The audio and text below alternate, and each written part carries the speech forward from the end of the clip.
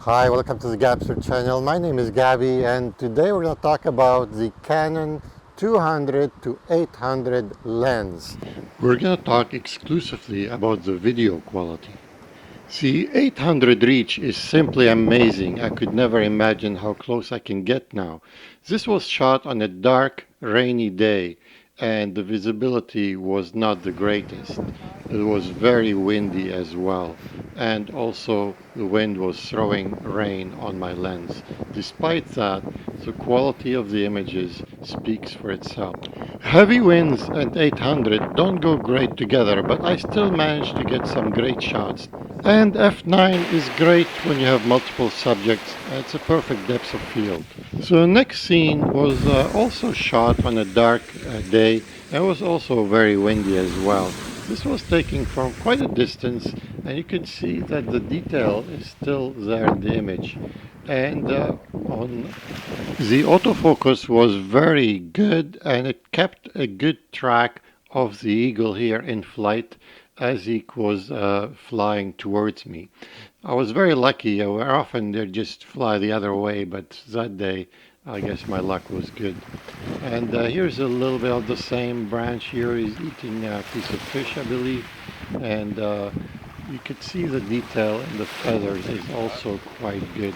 Despite being on a very high ISO because of the darkness, I'm also trying to shoot at very high shutter speed, just anticipating him flying again. I was shooting at ISO 1600, shutter speed of 640, and of course f9 at 800 millimeters. The next scene was shot on a much brighter day, and it was quite a distance, so I still had to use the full 800 millimeter reach, and that came up very, very handy. These are oyster catcher. It is actually my favorite bird. They're quite fascinating to watch.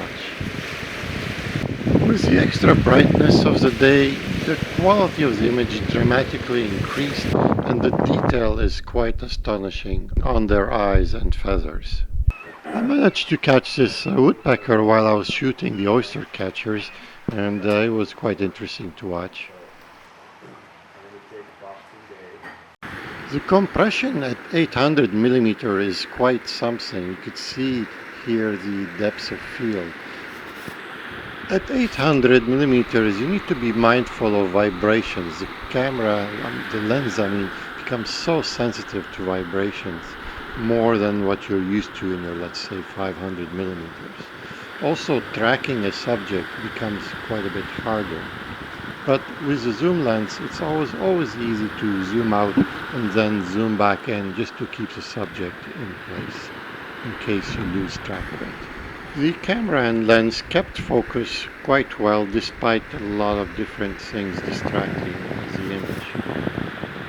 If you have been shooting video for a while, please comment below and share with us what works well for you, some of your tips that will help videographers achieve some great results, especially when it comes to like action and bird photography on a very long lens like an 800 millimeter.